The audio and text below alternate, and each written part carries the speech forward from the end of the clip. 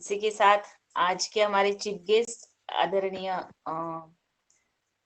दिल्ली से है, नहीं सॉरी भोपाल से है, उनको आमंत्रित करने के लिए मैं आदरणीय डॉक्टर कुसुम भारद्वाज जी को सादर आमंत्रित करती हूँ। आप आज के हमारे मुख्य अतिथि को सम्मानित इस योगा जी ओम। जी मेरी आवाज आ रही है? जी हाँ, आ रही है, आ रही है, जी ओम रंजना जी। आ रही है। क्योंकि मेरा आज ऑडियो वीडियो बहुत कट रहा है, उसके कारण मैंने पूछा। नहीं आवाज आ रही है, आवाज आ रही है, जी कोई ओम। हाँ आ रही है, बोलिए। ठीक है, मैं बताती हूँ। जी, आज का योग सत्र श्री शैलेंद्र जी द्वारा बहुत उत्तम तरीके से लिया गया, उनको लाख लाख धन्यवाद। और आज पूर्णिमा के दिन मुकेश भाई साहब द्वारा नर्मदा अष्टक भी सुन लिया, वो भी बड़ा अच्छा योग संयोग रहा। अब मैं आज के बौद्धिक सत्र के लिए हमारे चीफ गेस्ट जो हैं डॉक्टर रश्मि झा, तो आज के योगाहार कार्यक्रम में बौद्धिक सत्र के विशिष्ट अतिथि भोपाल मध्य प्रदेश में निवासरत सरल सौम्य हंसमुख स्वभाव युक्त आदरणीय डॉक्टर रश्मि झा मैडम आमंत्रित हैं। आप आयुर्वेदिक डॉक्टर एवं एक्यूपंक्चर और एक्यूप्रेशर विशेषज्ञ हैं। आप सरकारी आयुर्वेदिक अस्पताल में पदस्थ थी। अब सेवानिवृत्ति के बाद अधिकांश सेवा भाव से अपना क्लिनिक चला रही हैं। 1994 में मानव संसाधन विकास मंत्रालय से के सांस्कृतिक आदान प्रदान प्रोग्राम में डॉक्टर रश्मि का चीन जाने के लिए चयन हुआ। वहां उन्होंने 3 वर्ष का एक्यूपंक्चर का कोर्स पूर्ण किया। प्रथम 1 वर्ष में उनको बीजिंग में रहकर पहले चीनी भाषा सीखनी पड़ी और उसके बाद चूंकि पहले से वो भोपाल के गैस कांड से प्रभावित होने के कारण उनके लंग्स पहले से कमजोर थे। वहां बर्फ के कारण उनके पैरों में फ्रॉस्ट बाइट हो गया और पैर काटने की नौबत आ गई, किंतु उनकी इच्छा शक्ति की मजबूती और वहां की चीनी की कुछ भोजन पदार्थ तथा कुछ आयुर्वेदिक औषधियों से उनके पैरों को ठीक किया गया। उसके बाद उन्होंने 2 वर्ष की पढ़ाई में विभिन्न देशों के 120 स्टूडेंट्स के बीच में रहकर प्रथम स्थान प्राप्त किया और इसी कारण उनको 1 वर्ष की और भी आगे स्पेशल कोर्स करने के लिए का अवसर मिला। इस प्रकार से उन्होंने 3 वर्ष वहां पर रह के और एक्यूपंक्चर एक्यूप्रेशर का पूर्ण कोर्स में विशिष्टता अर्जित की। भारत लौटने के बाद उन्होंने यात्रा संस्मरण के रूप में चीन के दिन नामक किताब लिखी। उस किताब के संस्मरण के को देखकर राष्ट्रभाषा प्रचार समिति के द्वारा उनको साहित्य अकेडमी अवार्ड प्राप्त हुआ। उसके बाद उनकी इस पुस्तक का मराठी में अनुवाद हुआ है, शांति निकेतन में रह के चीनी भाषा में अनुवाद हुआ है, उसके कारण उनको चीन से भी अवार्ड मिला है और साथ में अंग्रेजी में भी अनुवाद हुआ है। इस प्रकार और भी पुस्तकें उन्होंने एक्यूप्रेशर और एक्यूपंक्चर के ऊपर लिखी हैं और अपने चीन के सारे यात्रा संस्मरण लिखे हैं, वहां के अनुभव लिखे हैं। इस पुस्तक का अनेक भाषाओं में अनुवाद हो रहा है और अभी वर्तमान में वो कई जगह अपना इसके एक्यूप्रेशर एक्यूपंक्चर के कैंप भी आयोजित करती रहती हैं।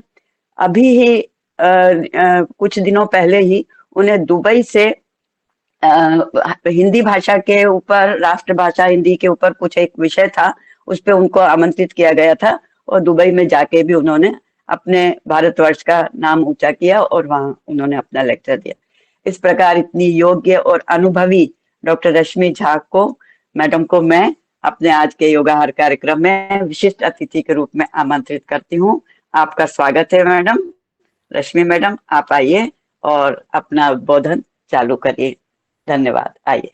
नमस्कार। योगाहार से जोड़ने के लिए डॉक्टर कुसुम भारद्वाज जी का बहुत बहुत धन्यवाद। और आज नर्मदा जयंती है, यानी आज कार्तिक पूर्णिमा है और नर्मदा अष्टक सुनकर मुझे बहुत अच्छा लगा। आज की मैंने योग क्लास भी ज्वाइन की, तो वैसे तो मैं रोज करती हूँ, आप सबके साथ करने में बहुत आनंद आया। और जैसा कि आप डॉक्टर कुसुम भारद्वाज जी ने मेरे बारे में बताया, तो इसमें मेरे जो भोपाल में जो 1984 में जो गैस ट्रेजेडी हुई थी, तो उसमें मेरे जो फेफड़े हैं वो करीब-करीब 85% कोलैप्स हो गए थे और जहाँ बचने की कोई उम्मीद नहीं थी, ऐसा लगता था कि कल का सूरज देख पाएँगे या नहीं। रात भर मुझे इतनी साँस में तकलीफ़ होती थी कि मैं बिना ऑक्सीजन, बिना इन्हेलर के कुछ कर नहीं पाती थी। तो उस समय मैं ईश्वर को धन्यवाद दूँगी कि योग से मुझे बहुत तकलीफ़ में राहत मिली और सुबह के समय मुझे बहुत ज़्यादा तकलीफ़ होती थी और मैं नियमित योग साधना करती थी। पर शारीरिक रूप से इतनी कमज़ोर हो गई थी कि मैं पूरी तरह से करने में असमर्थ थी क्योंकि मेरे लंग्स तो काम ही नहीं कर रहे थे। तो फिर उसके बाद जैसे आपने बताया कि मैं चीन गई थी, तो वहाँ पर मैंने पाया कि जो हमारे योग के बारे में जैसा हम लोग सोचते हैं कि मैं आदरणीय रामदेव बाबा जी का भी बहुत आभार मानती हूँ कि उन्होंने ऐसी जागृति फैलाई योग के बारे में कि सारी दुनिया के लोग योग करने लगे और 21 जून को योग का दिवस मनने लगा। तो जब मैं वहाँ पहुँची तो मेरे जो यूनिवर्सिटी के वाइस चांसलर थे, उन्होंने जितने विदेशी छात्र आए थे उनके स्वागत के लिए उन्होंने हाथ जोड़ कर के सबका स्वागत किया। उसने अपनी भाषा में चीनी में किया और उसके बाद में वो मेरी सबसे मैं उस समय साड़ी पहन के और बाकायदा बिंदी लगाए से अपने इससे गई थी जैसी मैं हूँ। तो उन्होंने कहा कि जगत गुरु तो भारत है। हमने जो भी सीखा है वो तो भारत से सीखा है और योग तो हमने भारत से ही सीखा है। उसको हम यहाँ qigong कहते हैं। तो उन्होंने ऐसे दोनों हाथ जोड़ कर के और प्रणामी मुद्रा में झुक कर के मुझे प्रणाम किया और कहा कि जगत गुरु भारत से जो आई हैं मैं उनको प्रणाम करता हूँ क्योंकि हमने तो जो भी सीखा है भारत से सीखा है और आप हमसे सीखने आई हैं तो ये हमारे लिए कितनी सौभाग्य की बात है।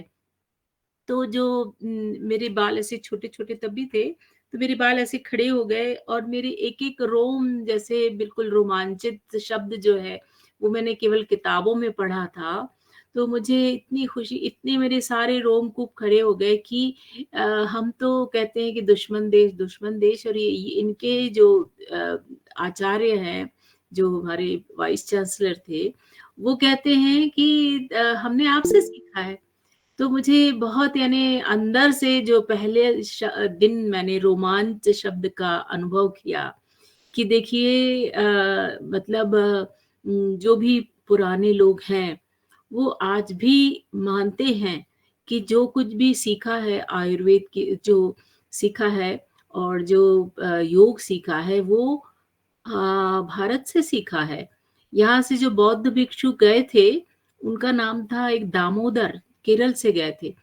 तो उन्होंने जो ये मार्शल आर्ट है वो सिखाया था और अपने साथ वो अथर्ववेद लेके गए थे और अथर्ववेद में जितना भी आयुर्वेद में जो वर्णन है, उसको उन्होंने चीनी भाषा में वहाँ अनुवाद किया और उसके बाद जो हमारी प्राथमिक जो हम कहते वात पित्त कफ पे पूरा हमारा आयुर्वेद आधारित है, उसको उन्होंने यिन और यांग बिल्कुल वही कि एक पॉजिटिव एनर्जी और नेगेटिव एनर्जी इस तरह से उसको उन्होंने उसको अपनी थोड़ी-सी चेंज किया है।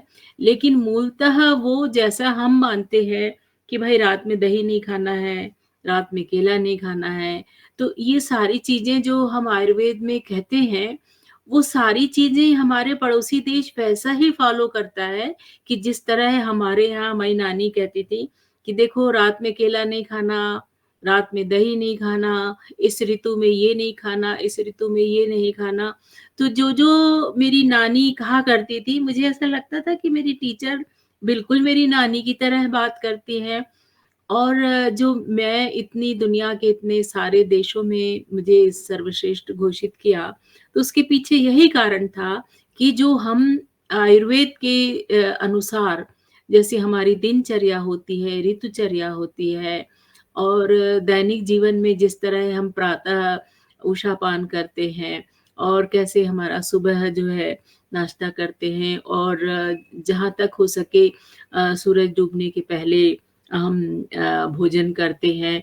ये सारी चीज़ें जो हैं आजकल भले हमारे यहाँ युवा पीढ़ी इसको नहीं अपना रही है, लेकिन हमसे सीख करके हमारे भारत के आयुर्वेद का अनुवाद करके उन्होंने जो अपनी चिकित्सा पद्धति गढ़ी है, वो बिल्कुल हमारी जो नानी-दादी फ़ॉलो करती थी, ठीक उसी तरह वो फ़ॉलो करते हैं। तो आयुर्वेद का जो महत्व है, वो मैंने वहाँ जाकर के 3 साल में अनुभव किया कि हम तो केवल जो आयुर्वेद की चिकित्सा पद्धति है, उसमें दवाइयाँ जो हैं, उसके हिसाब से हम अपना जो किसी को यदि मान लीजिए ज्वर हुआ, तो उसके लिए हम जो दवा दे रहे हैं, किसी को यदि जोड़ों में दर्द है तो हम इसके लिए दवा दे रहे हैं। लेकिन वहाँ पर मैंने जाना कि जो हमारे यहाँ ऋतुचर्या और दिनचर्या के बारे में जो हम इसमें आयुर्वेद में लिखा हुआ है और इसमें हम लोग प्रथम वर्ष में हम संस्कृत पढ़ते हैं, द्वितीय वर्ष में हम इस विषय को पढ़ते हैं कि कैसे स्वस्थ रहें। तो उस चीज़ को वो लोग इतनी अच्छी तरह फ़ॉलो करते हैं कि मुझे लगा कि ये तो मतलब हमको इतना ज़्यादा हमारी चिकित्सा पद्धति को फ़ॉलो कर रहे हैं और हम जो है भूलते जा रहे हैं, देर रात तक पढ़ते हैं, सुबह देर से उठते हैं। तो ये चीज़ें जो है वहाँ पर जिस हॉस्टल में मैं पढ़ती थी, रहती थी, वहाँ सुबह 5 बजे एक अलार्म बजता था और उसके बाद में वहाँ पर सब सारे विद्यार्थियों को उठ कर के और दौड़ लगानी होती थी। दौड़ लगा के बैक गेट तक गए, वहाँ पे एक पिंक कलर का एक कूपन मिलता था और उसके बाद में अगली सुबह उसको जो है वो फ्रंट गेट में जाकर के देना होता था। तो यदि आपने वो पिंक कूपन नहीं दिया तो आपको ब्लू कूपन नहीं मिलेगा। तो अगली सुबह आपको ब्लू कूपन फ्रंट गेट वाले उनको देना है, फिर वो बैक गेट वाले को देना है, इस तरह। तो यदि आपने 95% भी मार्क्स पा लिए परीक्षा में, पर यदि आपने ये दौड़ वाला कार्यक्रम जो है, ये नहीं अपनाया, सुबह उठ कर के दौड़ नहीं लगाई, तो आपको फ़ेल कर दिया जाएगा। तो यानी स्वास्थ्य के लिए कितना ज़्यादा अहम है कि हम प्राणायाम करें, योग करें, ये कितना आवश्यक है, ये अभी हमारी युवा पीढ़ी को जानने समझने में अभी वो पश्चिम को फ़ॉलो कर रहे हैं और उनको देखिए हमारा पड़ोसी देश हमको फ़ॉलो कर रहा है। तो ये बड़ी त्रासदी है कि हम जो चीज़ें हमारा आयुर्वेद जो कह रहा है, जो हमारा चिकित्सा सिद्धांत है, जो हमारी दैनिक दिनचर्या की बात है, हमारे पूरे शरीर में हर ऑर्गन के हिसाब से अलग-अलग उसका समय है। जैसे प्रातः जो है उषापान करना ज़रूरी है, उसके बाद में 9 बजे तक के हमें कुछ नाश्ता ज़रूर करना चाहिए, फिर मध्याह्न भोजन ज़रूर करना चाहिए, उसके बाद में कितना खाना चाहिए, ये सारी चीज़ें हमारी दिनचर्या में शामिल हैं। तो वैसे ही पानी के बारे में मैं आपको बताना चाहूँगी कि आयुर्वेद की चर्चा तो अभी मैं कर ही रही हूँ और जो मेरा अनुभव है वो बता रही हूँ कि किस तरह से मुझे यानी यहाँ से ज़्यादा वहाँ मुझे आयुर्वेद को फ़ॉलो करते लोग मिले। यानी मैंने करीब वहाँ पर 3 साल में 1 महीने वहाँ न्यू ईयर की छुट्टी होती थी और 2 महीने तक के वहाँ पर गर्मी की छुट्टी होती थी। तो उस 3 महीने मैंने यात्राएँ की और क्योंकि मैं फुल स्कॉलरशिप स्टूडेंट थी तो मुझे वो चौथाई टिकट लगती थी। यदि ₹100 है तो वो 25 लगेगी, तो मुझे 25 युआन लगते थे। तो मैंने जहाँ-जहाँ ट्रैवल किया, हर जगह मुझे सुबह सब लोग जो है जैसे अभी आपने हास्यासन किया, उसी तरह वहाँ पे वो लोग पूरे उनका उसको उन्होंने छीकोंग नाम दिया है योग को जो छी मतलब एनर्जी, तो उसके डिफरेंट उसके स्टेप्स हैं। तो उसमें जो है विशेषतः जैसे हम प्राणायाम करते हैं, उस तरह की जो क्रियाएँ हैं, वो उनको प्रमुखता से करते हैं। पूरे हर गार्डन में, हर शहर में, छोटे से गाँव में, बड़े बीजिंग में, क्वांग्सो में, जहाँ-जहाँ मैं रही, जहाँ मैंने करीब 35,000 किलोमीटर 3 साल में यात्रा की। चीन की दीवार जहाँ से शुरू हुई और जहाँ ख़त्म हुई वहाँ तक के 10,000 वो चली, और इसके अलावा पूरा मैंने घूमा। तो मैंने जाना कि यहाँ पर कितना ज़्यादा योग का असर है, जिसको वो qigong कहते हैं, हर व्यक्ति करता है, बूढ़े से लेके जवान तक के। और प्रातः जो है, जब स्कूल खुलते हैं, तो वहाँ मैंने देखा कि जैसे हमारे यहाँ सब दूध पिलाते हैं ना बच्चों को, सबको माएँ गिलास लेके पीछे दौड़ती हैं, "अरे! दूध पी के स्कूल जाओ, दूध पी के जाओ।" बच्चा भागता है, "नहीं, नहीं, मुझे नहीं पीना।" पर ज़िद करके माँ दूध ज़रूर पिलाती है। तो वहाँ चीन में ऐसा दूध वगैरह का प्रचलन बिल्कुल नहीं है। तो वहाँ पर मैंने देखा कि जैसे सुबह प्रार्थना होती थी, तो प्रार्थना के समय हमें भी करना होता था कि जिनको-जिनको चश्मा लगा है, अधिकांश बच्चों को चश्मा लगा था। तो उन बच्चों के लिए वो वहाँ सबसे पहले एक्सरसाइज़ कराते थे। तो मैं आयुर्वेद की बात आगे होगी, उसके पहले मैं ये छोटी-सी यानी आपको एक अपना डेमोंस्ट्रेशन देती हूँ कि कैसे वो बच्चे सुबह-सुबह एक्सरसाइज़ करते आँखों के लिए। सबको चश्मा लगा है, आँखों की ज्योति कैसे ठीक रहे, उसके लिए जो चाइनीज़ स्कूल हैं और कॉलेज में भी जहाँ हम पढ़ते थे, वहाँ भी बहुत बच्चों को चश्मे लगे थे। तो उनको वो ये पॉइंट सिखाते थे, जो मैं आपको बता रही हूँ। तो सबसे पहले जहाँ से हमारी आँख शुरू हो रही है, यहाँ, ये इस पॉइंट पे इस तरह से ऐसा प्रेशर देते थे 20 टाइम्स क्लॉकवाइज़ और फिर 20 टाइम एंटी क्लॉकवाइज़। उसी तरह आईब्रो जहाँ से शुरू हो रही है, एकदम जहाँ शुरू हो रही है, इस जगह इस तरह से 20 टाइम प्रेशर दिया, फिर एंटी क्लॉक प्रेशर दिया। तो ये जब हम इस तरह से करते हैं, तो हमारी जो मांसपेशियाँ हैं और जितनी नर्वस सिस्टम है, जो हमारी ऑप्टिक नर्व है, वो स्टिमुलेट होती है। इसके बाद भौं जहाँ ख़त्म होती है, इस कोने में ऐसे आप फ़ील करेंगी तो एक गड्ढा-सा महसूस होता है। यहाँ 20 टाइम्स यदि प्रेशर दिया जाए, तो यदि आँख बंद के करके यदि करें, तो एकदम ऐसा लगेगा कि एकदम उजाला हो गया है। इसका नाम चाइनीज़ में चिंगमिंग है, यानी कि एकदम उजाला हो जाना इस तरह से।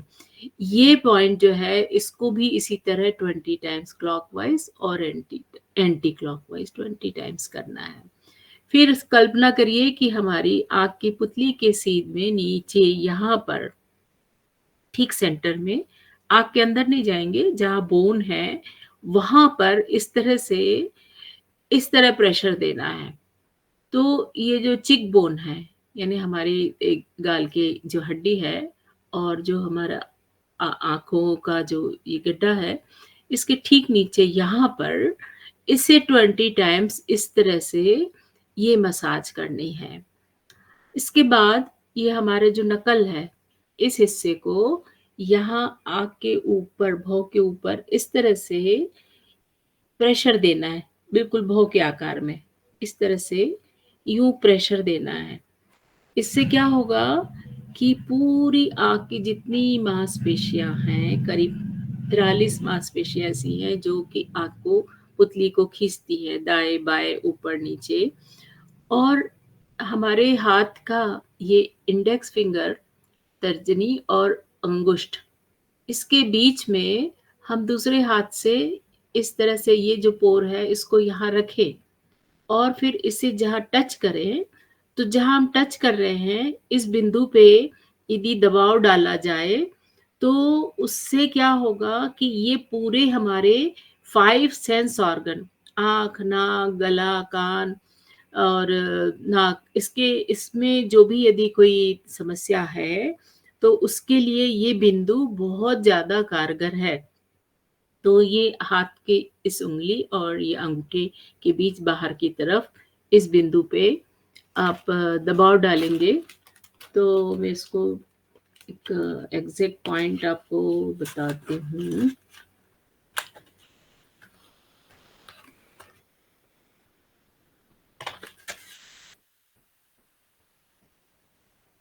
ये पॉइंट,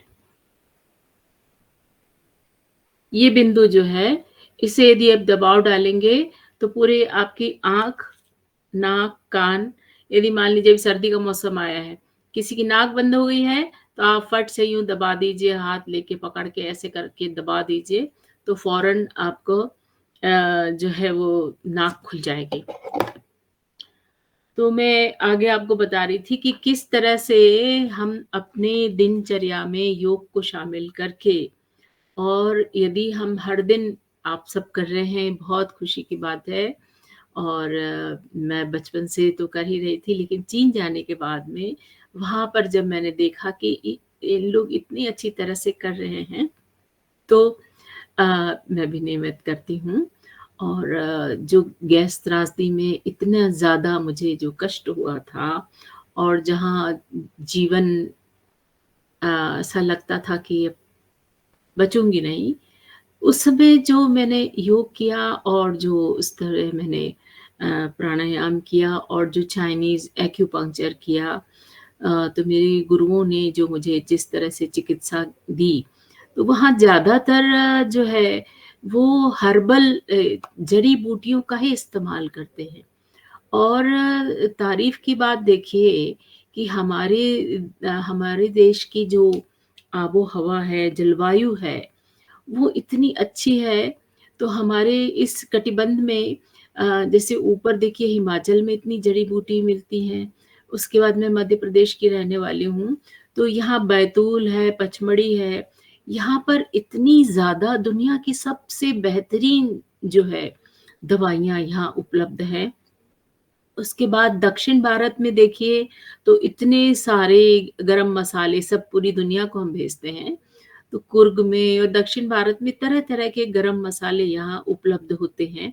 तो हमारे देश में इतने तरह की यानी जलवायु दक्षिण में अलग है, उत्तर भारत में अलग है, ऊपर जाइए तो गढ़वाल, हिमाचल में वहाँ अलग तरह के, तो सब कुछ है वहाँ पे हमारे पास। लेकिन उनके पास आधा जो है वो तो डेज़र्ट है, गोबी डेज़र्ट, और बहुत आबादी भले क्षेत्रफल में हमसे अधिक है, लेकिन उसके बावजूद थोड़े से हिस्से में ही आबादी है, घनी आबादी है। अब तो आबादी में हम उनसे ज़्यादा हो गए। तो उनके पास बहुत थोड़ी-सी जड़ी-बूटी है।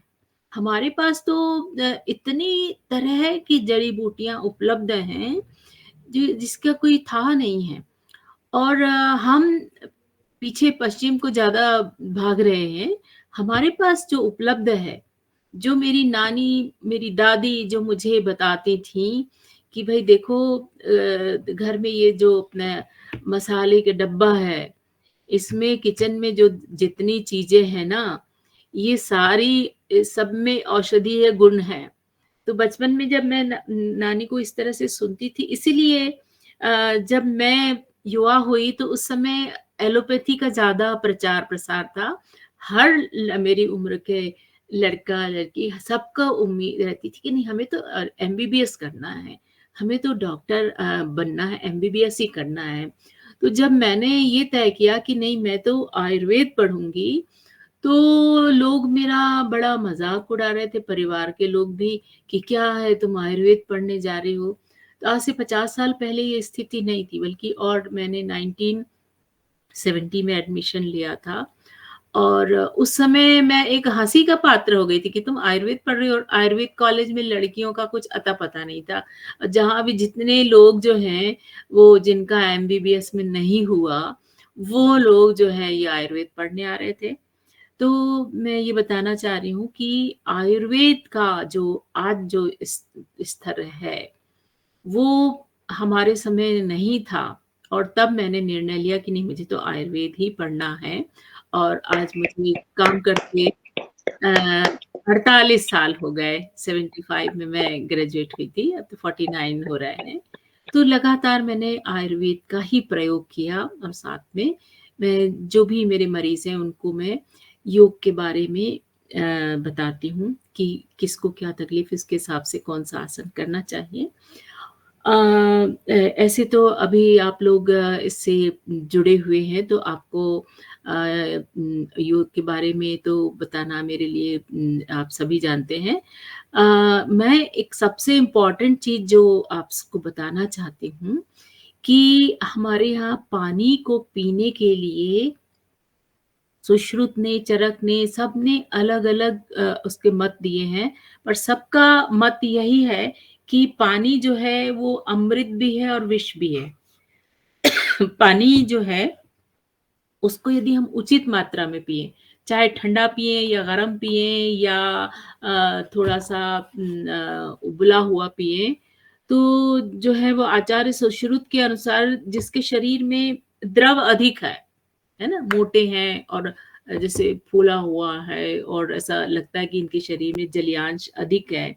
जैसे खाद्य पदार्थ में भी खूब सारा लिक्विड ले रहे हैं, बहुत सारा ले रहे हैं, तो यदि अधिक मात्रा में सेवन किया, तो वो उनके लिए हानिकर होगा। फिर दूसरा जैसे कि पांडु रोग होता है ना, एनीमिया, ये खून की कमी होती है और डाइजेस्टिव सिस्टम हमारा पेट अपसेट होता है। तो ज़्यादातर क्या होता है एलोपैथी वाले कहते हैं कि नहीं तुम तो खूब पानी पियो तो तुम्हारा पेट ठीक हो जाएगा और तुमको खून की कमी है ना तो खूब लिक्विड लो, खूब लिक्विड लो, खूब पानी पियो। लेकिन हमारे आचार्य सुश्रुत कहते हैं कि जो एनीमिया है उसमें हमें जो खून बढ़ाने के लिए जो चाहिए वो हम लोबस वगैरह देते हैं।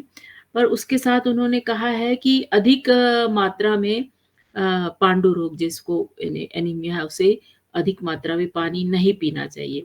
दूसरा डाइजेस्टिव सिस्टम या लिवर इसका प्रॉब्लम है, तो उसे भी पानी कम पीना चाहिए। यदि अधिक पिया तो वो विषाक्त है। तो पानी यदि उचित मात्रा में पिया तो अमृत है, अधिक मात्रा में पिया तो विष तुल्य है, विषाक्त कर देगा। और जैसे कि ये मंदाग्नि होती है। अब पेट में जो आग है, जठराग्नि, हमारे प्रकार की 13 तरह की अग्नि होती है ना, तो पंचभूतों की ये वो धात्वाग्नि है। तो इस तरह जो जठराग्नि है, जठराग्नि जैसे कि मान लीजिए आग जल रही है और आपने उसमें क्या किया, पानी डाल दिया, तो क्या होगा? आग बुझ गई तो फिर खाना कैसे पकेगा? तो ठीक उसी तरह हमारी जठराग्नि यदि मंद है और हमने बहुत सारा पानी पी लिया, खाना नहीं पच रहा है, खाना नहीं पच रहा है, पेट साफ नहीं हो रहा है, अग्नि मंद है, जो भी खा रहे हैं वो पच नहीं रहा है, तो आप यदि किसी चिकित्सक के पास जाते हैं, एलोपैथी वाले, वो कहेंगे ऐसा करो खूब पानी पियो तो पेट साफ हो जाएगा। लेकिन उसका असर उल्टा होता है, क्योंकि अग्नि मंद है, उसमें हमने पानी डाल के और अग्नि को तो अशांत कर दिया, तो खाना कैसे पचेगा? तो इसलिए उसका उचित समय है कि जब आपने खाना खाया है, उस समय जब भोजन जीर्ण अवस्था में आ गया, यानी अब यहाँ से मुँह से चबाया, चबाने की भी प्रक्रिया है, आयुर्वेद में लिखा है कि जितने दाँत हैं, 32 दाँत हैं तो 32 बार चबाओ। उसके बाद उसको जितना मुँह में सलाइवा क्षारीय है, वो नीचे जाएगा तो अम्ल से मिलेगा, तो क्षार और अम्ल दोनों मिलके जब न्यूट्रल होगा, तो खाना पचेगा। तो यदि आपने पानी पी लिया खाते समय खूब सारा, तो क्या होगा कि जो क्षारीय जो सलाइवा है, वो पानी से मिश्रित होकर के डायल्यूट हो गया। अब वो एकदम पतला होके नीचे गया तो खाना पचेगा कैसे? और उसी बीच में यदि आपने खूब तीखा कुछ खा लिया और उसके बाद पता गटागट 1 गिलास पानी पी लिया, अब वो क्या होगा कि सारा सलाइवा पतला होगा, नीचे गया और यदि आमाशय में पहुँचते-पहुँचते पानी-पानी हो गया तो वहाँ जो पित्त है, वो पित्त तो बिल्कुल डायल्यूट हो जाएगा तो फिर खाना कैसे पचेगा? तो इसलिए आचार्य कहते हैं कि जब आप खाना खा रहे हैं, उस समय 1 कप इतना पानी पिएँ कि जिससे कि जो जो आपका निवाला है, वो ना तो एकदम कड़क रहे, ना एकदम पतला हो जाए। उसको इतना मृदु हो जाए कि वो आसानी से हम गुटक सकें।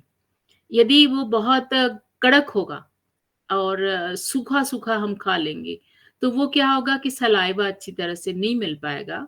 तो जो लार यदि उस जो निवाले में यदि अच्छी तरह मिली नहीं और वो नीचे सूखी सूखी चली गई तो क्या होगा कि फिर आमाशय में जो जूसेस हैं, जो पाचक रस है और जो पित्त है, तो वो उसको उसको तोड़ने में, उसको फोड़ने में, उसको पतला करने में उसको हमारे आमाशय को बहुत कष्ट होगा। तो यदि हमने थोड़ा पानी पिया, वो भी यदि कुनकुना पानी पिया, तो उसमें यदि हमने थोड़ा-सा उष्ण जल लिया, तो क्या होगा कि जो मुँह में हमारा जो आहार हमने लिया है, रोटी ली है, दाल ली, सब्ज़ी ली, जो भी खाया है, वो यदि मुँह में घुमा-घुमा के उसको यदि हम एकदम पतला कर लेते हैं, जैसे बांग्ला में बोलते हैं, जौल खाबो।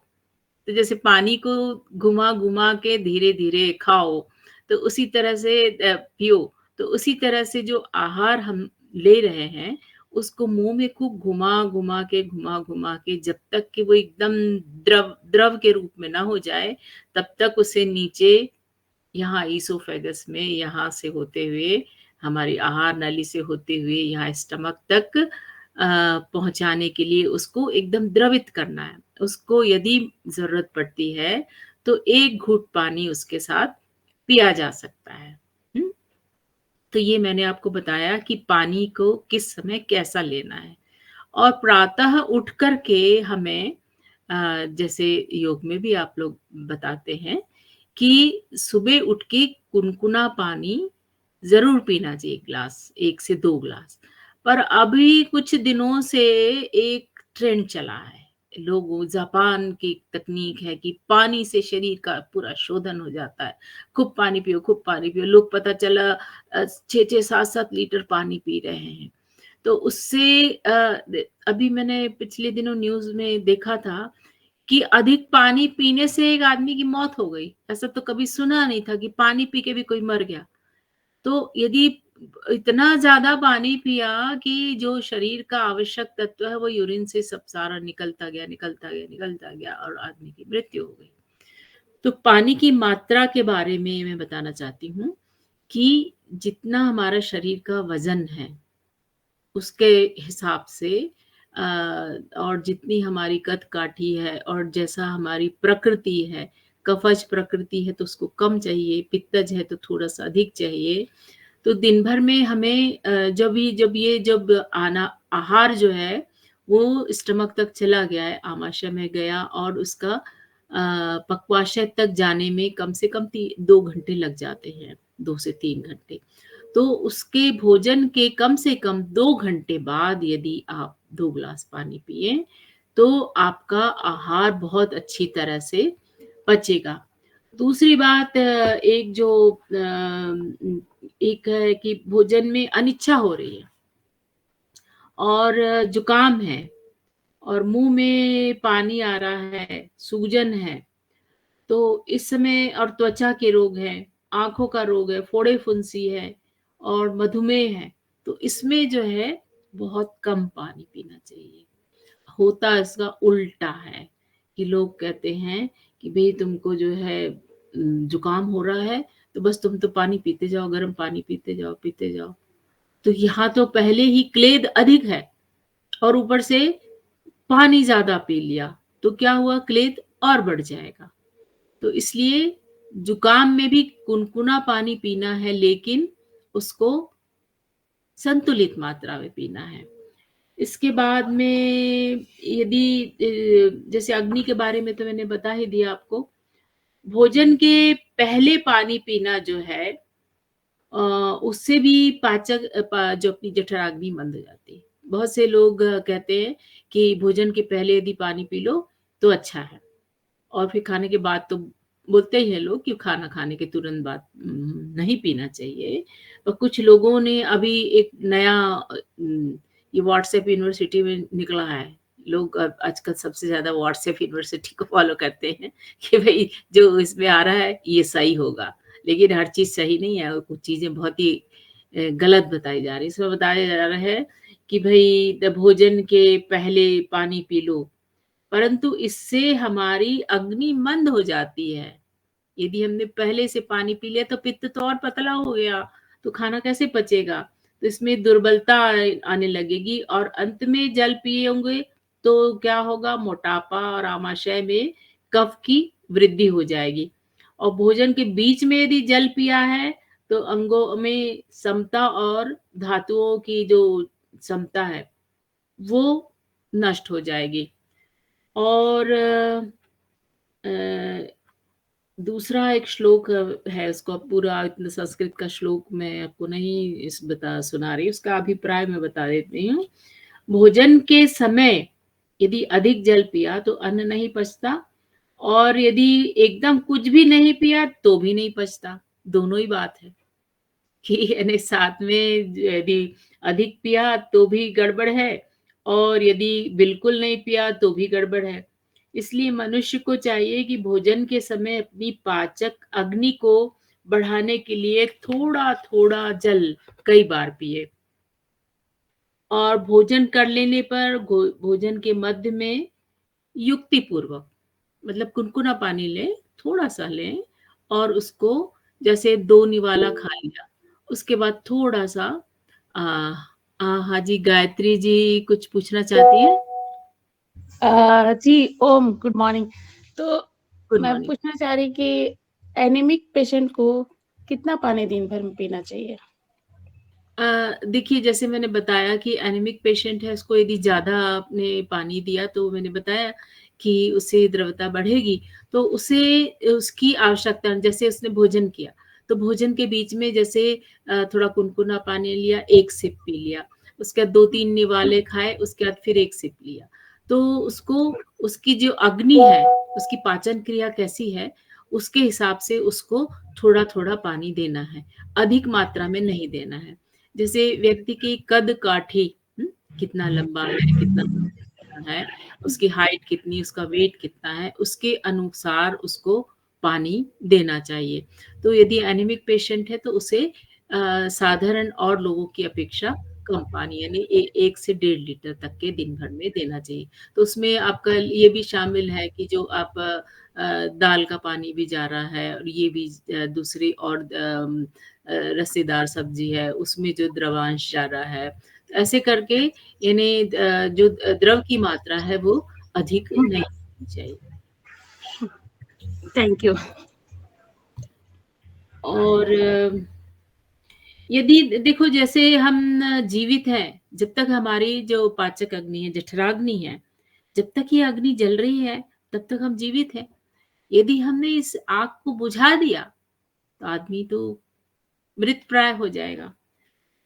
तो इसलिए जीवित व्यक्ति जो भी है, उसको यदि वो बीमार है और अग्नि किसी शरीर की, मतलब उसकी मूल जो शरीर के अग्नि है, वो यदि ठीक नहीं रही, तो स्वस्थ रहते हुए भी आयु लंबी रखने वाले प्रत्येक व्यक्ति को अग्नि बल को ठीक रखना ज़रूरी है।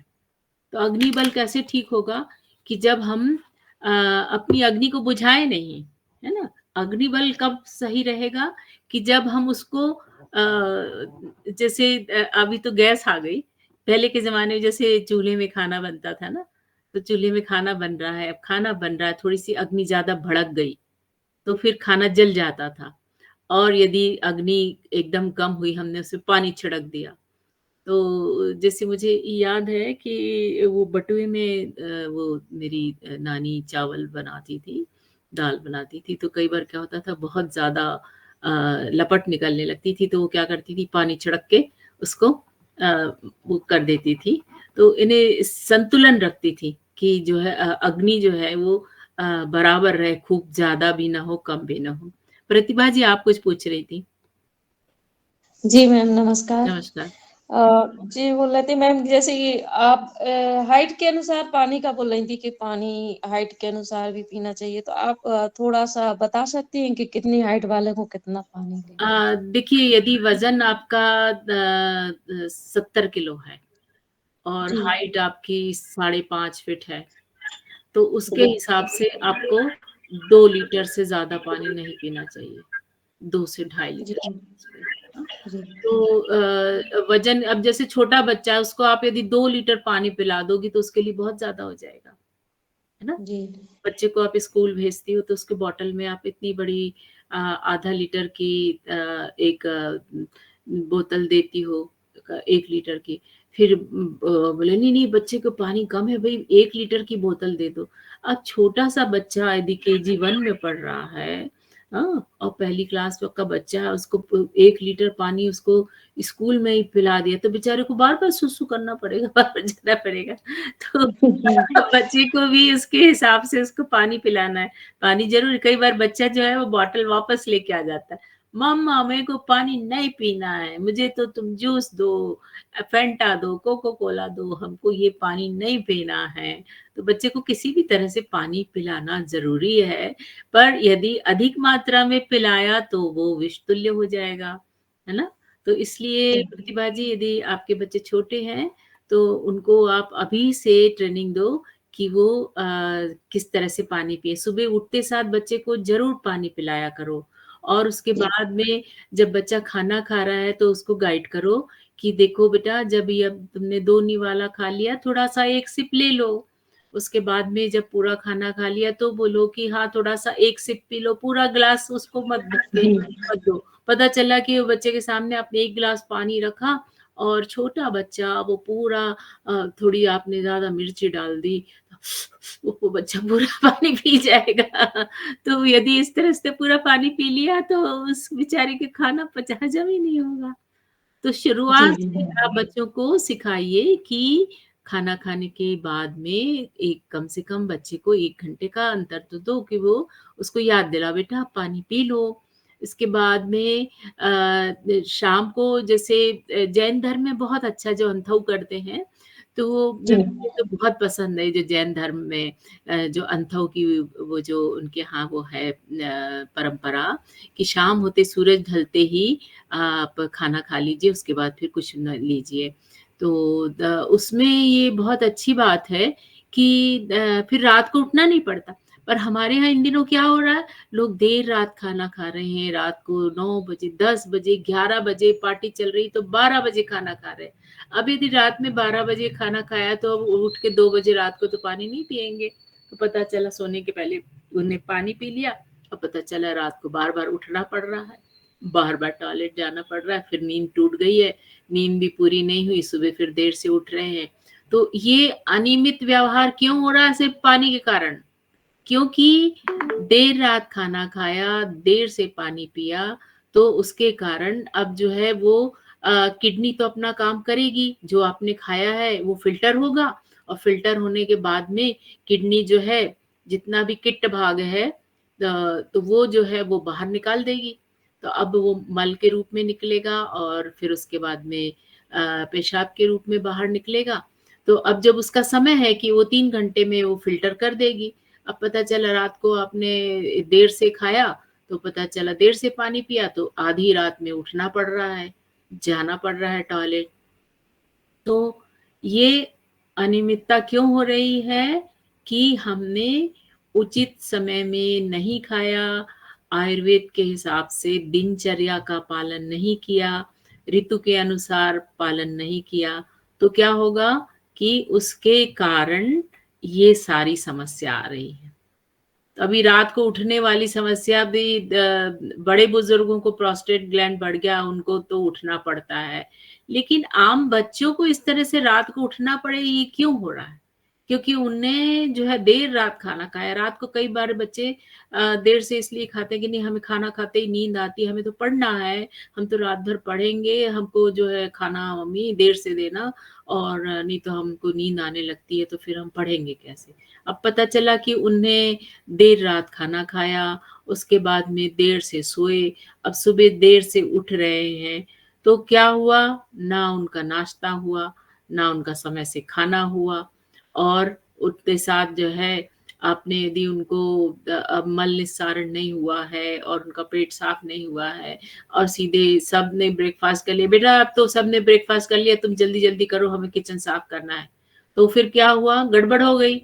इधर तो देर रात उनने खाया था, देर रात पानी पिया था, अब इधर पता चला कि अभी तो पेट साफ हुआ ही नहीं है, ऊपर से और डाल दिया, तो ये गड़बड़। तो पानी के बारे में इसीलिए इतना इसलिए मैंने बता रही हूँ।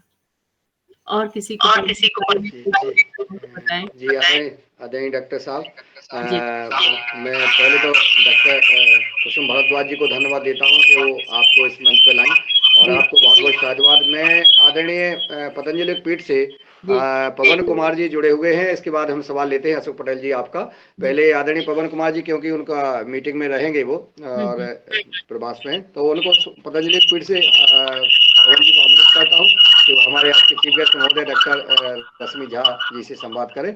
इसके बाद फिर हम क्वेश्चन ले लेते हैं, और ये क्वेश्चन तो बहुत भाई बहनों के होंगे और आगे चलेंगे, ये सेशन और आगे चलेगा। मुझे एक दिन में तो नहीं होगा। चलिए आदरणीय पवन कुमार जी, सादर आमंत्रित। जी नमस्कार। नमस्कार। बहुत सुंदर आज की मुख्य अतिथि डॉक्टर रश्मि झा ने बहुत सुंदर आज भोजन के बारे में, आहार के बारे में जो चर्चा परिचर्चा की है, जो अपने अनुभव बताए हैं। निश्चित रूप से हमारे इस योगाहार कार्यक्रम में जो आहार के ऊपर हम नियमित रूप से चर्चा करते हैं, और उसमें जो डिसिप्लिन हमें रखना है, उसमें जो हमें उसके बारे में आज आपने सबका ज्ञानवर्धन किया है। और इस ज्ञानवर्धन वर्धक बातों को हम जीवन में सफलतापूर्वक उतार सकें, ये हमारा डिसिप्लिन का एक टेस्ट है कि हम कई बार अपने टेस्ट में फेल हो जाते हैं। जैसा आपने बताया था, कभी लेट हो रहे हैं, कभी लेट पार्टीज हो रही हैं। तो कई बार हमने देखा है कि हमारे विशेष करके जो शहर में रहने वाले जो लोग हैं, वो इस डिसिप्लिन में उतने सफल नहीं हो पाते हैं, और उसके वजह से जो है जिंदगी अनियमित हो जाती है, और उसका दुष्प्रभाव फिर हमें देखने को मिलता है। आज का आपका उद्बोधन बहुत सुंदर, और हमारे भोजन का जो हमारा केंद्र बिंदु है इस योगाहार कार्यक्रम में, वो है कि वो विष मुक्त भोजन कैसे मिले, कैसे पैदा हो, कैसे उसका बारे में चर्चा हो। हम इसी बात पर ही चर्चा करते हैं, और उसके हमारे विभिन्न साथियों के अनुभव उसको सुनने का प्रयास करते हैं, समझने का प्रयास करते हैं। इस कड़ी में आज आपने अपने बातें बताई हैं, निश्चित रूप से हम सबके जीवन के लिए बहुत लाभकारी होंगी, और विशेष करके हमारे आने वाले पीढ़ी के लिए, जिसमें ये अनियमितता और ये जो डिसिप्लिन है बहुत ज्यादा देखने को मिल रहा है, स्पेशली युवा पीढ़ी में। तो उसके विषय पर भी हमें शायद कुछ चिंतन समझ बनाने की जरूरत है कि उसकी आज की दौड़ भाग भाग की जिंदगी में, जब ये बहुत ज्यादा युवा के ऊपर प्रेशर है, शहरी क्षेत्रों में विशेष रूप से, और साथ ही भोजन के साथ साथ उसकी जो गुणवत्ता है, उसकी जो न्यूट्रिशनल क्वालिटीज है, उसका भी बहुत ज्यादा रिडक्शन हुआ है। क्योंकि मिट्टी हमारे जो है जहाँ खराब हो गई है, तो वहां पर उसका न्यूट्रिएंट अपटेक जो है उसका पौधों का वो बहुत कम हो गया है। और किसी ने यह भी कहा है कि पहले जमाने में, अगर उदाहरण के लिए, अगर आपको एक संतरा पहले खा के जितना न्यूट्रिशन मिलता था, अब शायद उतना ही न्यूट्रिशन आपको 6 संतरे खाने पर मिल रहा है। तो हम चर्चा परिचर्चा इस पर भी करते हैं कि कैसे ये न्यूट्रिशनल एफिशिएंसी, मतलब जो एफिशिएंसी है सॉइल की, वो बनी रहे लगातार, उसके ऊपर हम काम करते रहें, और उसके प्रति हम जागरूक होकर के जो भी लोग हैं इस काम में जुड़े हुए, उनके साथ चर्चा जरूर करें, और जहां तक ये संभव हो उस पर काम भी करने का प्रयास करें। तो आज की हमारी आपकी उद्बोधन बहुत अच्छा है, बहुत सुंदर। आशा है कि हमें आने वाले समय पर इसका और ज्यादा लाभ मिलेगा, और इसके माध्यम से हम एक स्वस्थ जीवन, स्वस्थ मानव, स्वस्थ धरती, एक स्वस्थ प्लेनेट जिसको हम कहते हैं, और उसकी तरफ हम लोग बढ़ेंगे, और इसको एक इंटीग्रेटेड तरीके से, एक समन्वित तरीके से हम इसको जब समझेंगे, तो शायद इसका हमारे जीवन पर, हमारे जीवन के हर एक आयाम पर, हमारे जीवन में रहने वाले सब तरह के जो हमारे लोग हैं, बच्चे से लेके बुजुर्ग तक, महिला तक, उन सबके जीवन पर एक सकारात्मक इसका प्रभाव पड़ेगा। आपको आज सुनने के लिए मैं आपका अभिनंदन करता हूँ, और आशा करता हूँ कि आने वाले समय पर भी आप इस प्रकार से मार्गदर्शन करते रहेगी। नमस्कार। धन्यवाद। बहुत बहुत साधुवाद आदरणीय पवन कुमार जी। आप पतंजलि योगपीठ हरिद्वार से आपने हमारे चीफ गेस्ट महोदय डॉक्टर रश्मि झा जी के लिए कमेंट किया, और जैसा आपने कहा कि हमारी आने वाली पीढ़ी को बहुत आवश्यकता है आदरणीय डॉक्टर रश्मि जैसे जी जैसे प्रबोधन की, प्रेरणा की, और निश्चित योगाहार का, योग और आहार, इसका नाम ही मात्र जो है डॉक्टर साहब सिर्फ एक क्लास है जो मुझे गर्व के साथ कहना पड़ती है, और मजबूर हो जाता हूं कहने पर कि योग के साथ आहार की चर्चा 3 घंटे प्रतिदिन अगर कोई कहीं हो रही है तो इस योग आहार कार्यक्रम में हो रही है। और इसका नाम देने वाले आदरणीय पवन कुमार जी हैं। इसको योग क्लास जैसा चलता था, इसका नाम आहार पे जो आपने चर्चा की, आहार चिकित्सा बहुत अति आवश्यक है, तो इस पर चर्चा करेंगे। हमारे डॉक्टर रोशन लाल राउत जी बालाघाट से हैं, केवीके से वैज्ञानिक हैं, और वो आपसे संवाद करेंगे। उनका स्वागत है। जी बहुत बहुत धन्यवाद सर। आज की हमारी जो मुख्य अतिथि महोदय हैं, बहुत अच्छा जहाँ मैडम ने जो चीज़ें बताई है निश्चित रूप से स्वास्थ्य के लिए बड़ी कारगर होंगी। आपका बहुत बहुत अभिनंदन, बहुत बहुत आभार। मैं ये चाह रहा था कि चूंकि कई सारी समस्याएं आती हैं, तो क्या हम आपसे टेलीफोनिकली कांटेक्ट कर सकते हैं? जी बिल्कुल, जरूर कर सकते हैं। जी मेरा फोन नंबर है 94 एक मिनट मैडम, एक मिनट।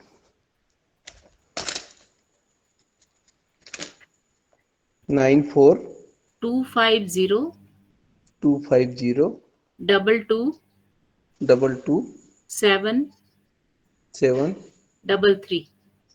33। धन्यवाद मैडम जी, तो बहुत बहुत आभार आपका योग आज के हमारी योगाहार का कक्षा में आने के लिए। एक बार 9250 रिपीट किया जाए। आपने डाल दिया है चैट बॉक्स में, नंबर डाल दिया है। हर व्यक्ति अगर पूछेगा एक एक दो दो तो वो समय बर्बाद हो जाएगा। चैट बॉक्स में डाला है नंबर, इसलिए नंबर बाद में दे देते हैं हर व्यक्ति। डलिए हाथ चैट बॉक्स में नीलकंठ सावलेन डाल दिया है जी। अगला सवाल। तो इसके लिए समय ऐसा मैं बताना चाहूंगी कि समय मेरा जो क्लिनिक रहता है वो शाम को 6 से 8 रहता है, और दिन में मैंने काफी जड़ी बूटियां लगा रखी। मेरा फार्म हाउस है, तो दिन के समय में अपने पेड़ पौधे और जितनी जड़ी बूटियां लगा रखी हैं, अपने जितने आयुर्वेद के आवश्यक है, बचा है, और हल्दी तुलसी से बहुत सारी चीजें जो अश्वगंधा सब लगा रखा है। तो मैं अपने फार्म हाउस में अपने पौधों में उसमें उनकी देखभाल में लगी होती हूँ। तो दोपहर के समय जो है वो 11 से 12 के बीच में, जब भी आप चाहें 11 से 12 1 बजे तक के, कभी इस 2 घंटे के बीच में कभी आप फोन करें। अन्यथा जो है वो मेरा उसमें मरीजों को देखने में और इसमें थोड़ी सी बाधा हो सकती है। तो समय का ख्याल रखिएगा, और बिल्कुल जो भी आपकी समस्या हो, मेरा जितना हालांकि आयुर्वेद के लिए तो सारा जीवन भी दे दो तो समय कम है। मैंने तो सिर्फ अभी 50 वर्ष ही दिए हैं, और इस समय अब मैं 70 वर्ष की हो चुकी हूँ। तो जो पढ़ाते हुए मैंने कॉलेज में पढ़ाया भी है, तो पढ़ाते पढ़ाते मैंने बहुत कुछ पढ़ा है। और जो 3 साल चीन में बिताए, तो चीन की जो एक्यूप्रेशर और एक्यूपंक्चर, और मेरा स्पेशलाइजेशन कान पे है, तो कान का जो है वो मैंने बहुत ज्यादा इस पे काम किया है कि अपना कान दबाओ और रोग भगाओ। तो कान के पॉइंट बहुत इंपॉर्टेंट है। तो कभी अगली बार कभी उसको अपन फोन पे तो नहीं बता सकूंगी, कभी फिर कोई क्लास होगी तो ईयर में सारे पॉइंट है, उनको कैसे प्रेस करके और आप किस तरह अपने आप को फिट रख सकते हो। और दूसरा एक एनजीओ है, उनके माध्यम से मैंने एक किताब लिखी थी, बिना दवा स्वास्थ्य सेवा। तो एक एक्यूप्रेशर पे मैंने ये लिखी है। तो कुछ पॉइंट मैं इस तरह से आपको बता सकती हूँ कि कैसे चाइनीज लोग जो बेयरफुट डॉक्टर होते हैं, गांव में वो सीधे डॉक्टर के पास नहीं पहुंचते। गांव में बेयरफुट डॉक्टर होता है ना, बिना जूता चप्पल पहने घूमते रहते हैं जो, वो कुछ ऐसे बिंदु जो है उनमें मसाज करके एक्यूप्रेशर के पॉइंट दबा के स्वस्थ रहने के लिए करीब 50 बिंदु ऐसे जिनको वो नियमित प्रेस करते रहते हैं, दबाते रहते हैं और स्वस्थ रहते हैं। तो वो भी कभी मैं आपको बताऊंगी। और ईयर वाला तो केवल आप कान को ऐसे ऐसे दबाओ, खींचो, इस तरह से प्रेस करो और पूरे कान को 30 बार इस तरह, और सिर में सारे पॉइंट हैं तो इनको इस तरह से यदि प्रेस करो तो आप पूरी तरह ठीक रहोगे। तो कभी एक्यूप्रेशर पे भी मैं आपको बताऊंगी, तो फोन पे भी आप पूछ सकते हैं, तो मैं कुछ आयुर्वेद की जड़ हाँ। के बारे में आपको नुस्खे को बता सकती हूँ। हेलो। रश्मि मैडम एक बात बोलूंगी, जी रश्मि मैडम एक बात बोलूंगी कि जी एक दिन आपको फिर से आमंत्रित करेंगे, उसमें आपका जो कान का वो है वो जी मुझे पता है, आप काफी डिटेल में उसको सब बताती हैं, तो वो आपका सत्र रहेगा। और एक्यूप्रेशर के और भी जो सारे इम्पोर्टेंट पॉइंट्स हैं वो जी आप उस दिन बताएंगे। जरूर तो जरूर, एक दिन धन्यवाद आपके लिए आपका। फिर मुनीलाल भाई साहब से इनसे सब परमिशन लेके आपके लिए एक जरूर दिन फिर रखेंगे। तो स्पेशली एक्यूप्रेशर का आप पूरा बताइए। वो कान वाला जरूर जो आपका है वो बहुत मजेदार भी है, वो जो आपके पास मशीन है उसको भी आप बताइएगा। जरूर जरूर। म्यूट कर दें सभी लोग, म्यूट कर धन्यवाद। दें, प्लीज म्यूट कर दें जी, सभी लोग म्यूट रहें ताकि आवाज साफ आए जी। डॉक्टर साहब तो मैं ये बताना चाह रही हूँ कि जैसे हमारे यहाँ बचपन में, मैं जब स्कूल में पढ़ती थी, तो जैसे हम संस्कृत पढ़ते थे तो कारक रचना याद नहीं होती थी, तो हमारे गुरु जो है ऐसे कान पकड़ते थे और सब याद हो जाता था। तब मुझे समझ में नहीं आया कि ये कान दबाते हैं, कान खींचते हैं तो ही क्यों याद आता है। तो अब मुझे पता चला कि यहाँ पर ब्रेन का पॉइंट होता है, इसलिए जैसे ही इस हिस्से को यूं करके गुरुजी खींचते थे तो सब याद आ जाता था। तो इस तरह कान में करीब 240 बिंदु हैं, और उनको यदि हम दबाते हैं तो हमारे पूरे शरीर का प्रतिबिंब, एक बिल्कुल गर्भस्थ शिशु की तरह हमारा कान जो है वो पूरी सब चीज, सारे पॉइंट 240 बिंदु कान में है। तो कान से हम कुछ भी नहीं, आप सब लोग अपना केवल यदि कान दबा लें तो समझ जाइए रोगों को भगा सकते हैं आप। इसके बारे नमस्ते में मैम। थोड़ी चर्चा करेंगे। जहाँ बताइए जी। जी जी जी जी, बहुत सुंदर। और हेलो। हाँ जी, बताएं। हाँ जी नमस्ते मैम। जी जी, आपका परिचय परिचय दीजिए। जी, माया शर्मा। जी जी, बोलिए माया जी। मेरा एक सवाल है मैम। मेरा बच्चा 17 साल का है, जी तो उसके काफी बाल झड़ रहे हुए हैं। ऐसे जी। बाल ऐसे हाथों में ऐसे भर भर के आ जाते हैं, तो वो बड़ा परेशान हो रहा है। उसकी क्या वजह है? उसकी वजह ये है कि खाने पीने में जो है उसको बराबर जो है न्यूट्रिशन नहीं मिल रहा है, और उसके लिए गाजर खूब खाएं, अंकुरित खाएं, और आंवला सबसे अच्छा होता है, आंवला जरूर खाएं। और भृंगराज जो है उसका जो है तेल बनता है, भृंगराज और जो जवा कुसुम का फूल है, इससे जी। यदि आप नारियल के तेल में इसको पका करके और लगाएं, बाजार में भी उपलब्ध है। और सबसे बड़ी बात है कि आपके साथ जो मुझे फोटो में दिखाई दे रहे हैं, आपके पति हैं, जी, जी। तो जैसे इनको बाल्डनेस है, तो इस जी। तरह यदि जेनेटिक भी होता है, जैसे आपके पति के बाल बहुत कम दिखाई दे रहे हैं, तो इसी जी, तरह उनके भी यदि, झड़ गए हैं इसमें। तो जो जेनेटिक प्रॉब्लम है, पुरुषों में जो बाल्डनेस है, अच्छा। वो बाल्डनेस जेनेटिक होती है, उसके लिए जो है वो बहुत फायदा नहीं होता औषधियों से। तो जी, आप उस बच्चे को बहुत ज्यादा औषधियों पे मत जाइए, उसके खान पान पे ख्याल रखिए। और जैसे मैंने बताया, इस तरह से, इस तरह इसको बार बार वो प्रेशर दे, तो जितने, और कंघी 100 बार कर ले तो जितने झड़ना है वो झड़ जाएंगे। और जी, इस तरह से इसे टैपिंग करते रहें तो यहाँ से रक्त प्रवाह बढ़ेगा। जी, तो जी, इस तरह से पूरे बालों को इस तरह से इसे टैपिंग करते रहें तो इसकी जो रूट है, बालों की जो जड़ है वो मजबूत होगी। और इस तरह से इसे मालिश करें। पर क्या होता है, जैसे ही ऐसी तेल लगा के मालिश की तो जितने जो टूटे कमजोर बाल हैं वो झड़ जाएंगे। तो उसमें जी, घबराने की बात नहीं है, जो जिसकी जड़ कमजोर है वो झड़ ही जाएगा। जी, जी। और जो वो तो कहावत है, जिसके बाल कम है वो तो बहुत धनी होता है। जी मैम, एक सवाल और है। हाँ जी। जी, अभी जैसे अभी वो 11th में है, तो उसके अभी मार्क्स कम आए हैं। अभी एग्जाम हुआ था, तो वो कह रहा था कि जब मैं स्कूल में पढ़ता हूँ हुँ, तो मुझे वहां सब कुछ याद हो जाता है, और जब मैं घर आता हूँ और सवाल सॉल्व करता हूँ, मैथ का स्टूडेंट है मैम, तो मैं घर पे भूल जाता। तो एक क्या प्रॉब्लम है कि वो स्कूल में सारे सारे सॉल्व करके आता, सही करके आता, और घर आता तो सब कुछ भूल जाता, ऐसा क्यों? और एक ही विषय में, सिर्फ ओनली मैथ में, बाकी सारे विषय में अच्छे नंबर आए हैं उसके। उसका कारण ये है कि स्कूल में पूरा जो है ध्यान ब्लैक बोर्ड पे होता है, टीचर पे होता है, फुल कंसंट्रेशन आता है। घर में जी आए तो मोबाइल भी है, टीवी भी है, बातचीत हो रही है, तो इस तरह से ध्यान भटक जाता है। उसके जी लिए मैं एक बहुत अच्छा पॉइंट बताती हूँ। अपने हाथ की जो हथेली है, ये जो जी व्हाइट स्किन है और यहाँ से रेड स्किन है, जी यहाँ पर इस बिंदु पे, छोटी उंगली के अंतिम सिरे पे यहाँ पर एक बिंदु है, जी इसका चीनी में नाम है शनमन। इस बिंदु को इस तरह से दबाव डालें, इस बिंदु जी को जी हथेली छोटी उंगली के नीचे, इस जी स्किन और ये यहाँ पर जहाँ जुड़ रही है हमारी हथेली, इस जी बिंदु पर जोर से दबाव डालें 1 मिनट। और जहाँ हम लोग ये बिंदु टीका लगाते हैं ना, जी ये जी दोनों आईब्रो के मध्य में, भ्रू मध्य में, यहाँ जी पर ऐसा करें कि अपने ये मध्यमा को यहाँ यूं रखें और ऐसे टेबल पे हाथ टिका के और जी इसको इस तरह से प्रेशर दें। तो ये यहाँ पर हमारी पिट्यूटरी ग्लैंड होती है, जो जी कि पूरे सारे जितनी ग्लैंड है उनका गवर्निंग है, सबको कंट्रोल करने वाली पिट्यूटरी होती है।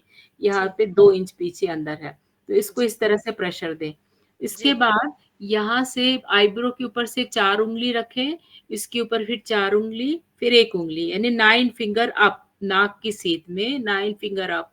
यहाँ पे एक पॉइंट है, जी सहस्त्रार जो कहते हैं ना, पर इसको चीनी में पाए हुई बोलते हैं। पाए मतलब 100, हुई यानी मिलने वाला, 100 पॉइंट का मिलने वाला पॉइंट है। इसको जी इस तरह से टैपिंग करें या जी इसको इस तरह से ऐसा ऐसा दबाव डालें, तो जी जी तुरंत जो है मेमोरी शार्प होगी और जो जी पढ़ा लिखा है वो याद हो जाएगा। तो जी ये जब जब मैं 40 साल की उम्र में चीनी भाषा पढ़ने गई, तो जी मेरे साथ जो बच्चे थे वो करीब 18-19 साल के थे, जो स्कूल पास करके और मेडिकल की पढ़ाई करने गए थे। और मैं तो जी ऑलरेडी 20 साल चिकित्सा कर चुकी थी, डॉक्टर थी। जी तो मेरे लिए 40 साल की बूढ़ा तोता कितना पढ़ेगा? तो जी मेरे लिए वो भाषा पढ़ना बहुत कठिन था कि कैसे जी मैं चीनी भाषा पढूँ, इतनी कठिन, सब पिक्टोरियल, जैसे कोई कीड़ा चल दिया हो ऐसे तो वो अक्षर होते हैं, कैसे हम्म उनको पढूँ? तो मेरी जो टीचर थी उनने मुझे सिखाया कि देखो तुम यहाँ दबाओ, फिर यहाँ पे 9 फिंगर अप, ऐसे यहाँ पे ऐसा टैप करो, हाथ को जी ये दबाओ, फिर देखो तुमको याद होता है कि नहीं। तो फिर जी मैंने ऐसा करना शुरू किया, तो वाक़ई मुझे माने चीनी भाषा पढ़ने में से मदद मिली। तो जब भी जी मुझे ऐसा कुछ लगता था, कठिन लग रहा है, याद नहीं हो रहा है, ये जी कैरेक्टर जो है बिल्कुल जैसे चेयर है, तो चेयर के आकार का शब्द है। पता जी चला दूसरा ही पानी का शब्द जो है ड्रॉप ड्रॉप बना है, आग का अक्षर ऐसा-ऐसा उठा हुआ ऐसी फिंगर की तरह यूँ है। तो वो उस बड़ा पिक्टोरियल होती है पूरी चीनी भाषा। जी जी तो मैं ये सारे पॉइंट दबाती थी, तो मुझे सब याद हो जाता था। जी मैम, बहुत बहुत धन्यवाद। आपने भी इतनी बड़ी समस्या का समाधान कर दिया, और कल मैं उसके सवालों के जवाब नहीं दे पा रही थी, मुझे समझ नहीं आ रहा था मैं इसको कैसे समझाऊं, कि क्या करूं, कि ये नहीं, ऐसी उसके बड़ी उससे प्रॉब्लम। मोबाइल छीन लीजिए और टीवी जी बंद कर दीजिए, और घर में आस-पास कोई हल्ला नहीं करे, किसी त कोई रेडियो नहीं बजे, किसी से बातचीत नहीं करे, उसको पूरा फुल कंसंट्रेशन अपने सब्जेक्ट पे देगा तो सब कुछ याद होगा। घर में आने से क्या होता है, वातावरण ऐसा होता है, कहीं रेडियो बज रहा है, कहीं कोई टीवी चल रहा है, तो पता चला मोबाइल में कोई दोस्त का फ़ोन आ गया है, तो माइंड डाइवर्ट हो जाता है। और स्कूल में तो क्या है कि पूरा समय वो ब्लैक बोर्ड में और टीचर के ऊपर कंसंट्रेट रहता है। तो घर जी पे आने से वो माहौल नहीं होता, इसलिए वो बच्चा उसको कंसंट्रेट नहीं कर पाता। तो ऐसी हाँ कोई हाँ बड़ी जी मैम, बात नहीं है, कोई मोबाइल बड़ी पास बात में नहीं। बहुत ज्यादा रखता है, फोन को पास में रखता है, टीवी तो कोई देखता नहीं है, चलती भी नहीं है, रखी जरूर नहीं, रहती है लेकिन कोई, उतनी देर लेकिन फ़ोन छीन मोबाइल लीजिए। पास में रखता है वो। उतनी देर फ़ोन छीन लीजिए, जब तक मैथ सॉल्व कर रहा है, उसको बोलो कि ये फ़ोन मुझे दे दे, कोई फ़ोन आएगा तो मैं बाद में बता दूँगी। तो आप जी फ़ोन जी छीन लीजिए उससे, तो देखिए कैसे फ़र्क पड़ता है, बिल्कुल फ़र्क जी पड़ेगा। जी मैम, थैंक यू मैम, बहुत अ, बहुत धन्यवाद आपका। जी जी, धन्यवाद। बहुत बहुत धन्यवाद आदरणीय बहन माया जी, और आगे आदरणीय डॉक्टर रोशन लाल जी ने सबसे पहले हैंड रेज़ किया है। जी, सबसे अच्छी बात बताइए मैम ने। हो गया, उनका सवाल हो गया है रोशन लाल जी का। हो गया, चलिए ठीक है। आदरणीय प्रदीप राज वर्मा जी। जी मध्य प्रदेश से स्वागत है आपका, अपना सवाल करिए। ओम, सदन को प्रणाम। ओम। मेरा क्वेश्चन ये था कि किसी का मन ही ना लग रहा हो पढ़ने में, तो उसके लिए कोई पॉइंट है क्या? मतलब पढ़ने की इच्छा ही ना करे तो। मन नहीं लग रहा है तो उसके लिए जैसे मैंने बताया कि उसको भ्रू मध्य में ध्यान केंद्रित करे और इस पॉइंट को दबाए। तो यहाँ पर जो है ये पूरे शरीर को कंट्रोल करने वाली पिट्यूटरी ग्लैंड यहाँ होती है। तो इस बिंदु को यदि दबाव डालते हैं तो एकदम हमारा ध्यान केंद्रित होता है। और उसके साथ में जो बताया मैंने ये वाला पॉइंट टैपिंग वाला, इसको प्रेशर दिया जाए और पूरे कान को इस तरह से खींचे। और ये वाला जो ईयर लोब है, ईयर लोब में ये वाला हिस्सा, कान का ये हिस्सा, ये वाला हिस्सा, ये ब्रेन को रिप्रेजेंट करता है। और ये अंदर वाला यहाँ हार्ट है। और ये ट्रायंगल जो है यहाँ पर पॉइंट है जिसको हम शनमन कहते हैं। तो पूरे कान को ये अलग अलग आपको उसको बताना बड़ा मुश्किल होगा। तो आप ऐसा करिए कि उसको कहिए कि पूरे कान को तुम दबाओ, 30 बार दबाओ, ऊपर से नीचे इस तरह खींचो, इधर से ऐसे खींचो, तो देखो कैसे याद नहीं होता, मन लगेगा, बिल्कुल लगेगा। बहुत धन्यवाद मैडम जी, बहुत बहुत बहुत धन्यवाद। एक बार, हाँ चलिए ठीक है। और आगे आदरणीय कृष्ण कुमार जी झारखंड से है। हाँ, ओम जी ओम मैडम, ओम। मैं झारखंड से बोल रहा हूँ हाँ जी। और बहुत बहुत प्रणाम आपको। मैं NSDC से, नेशनल स्किल डेवलपमेंट कॉर्पोरेशन से, आप जो ये कान का फ्रेम बताए अभी, ऑरिकुलर थेरेपी का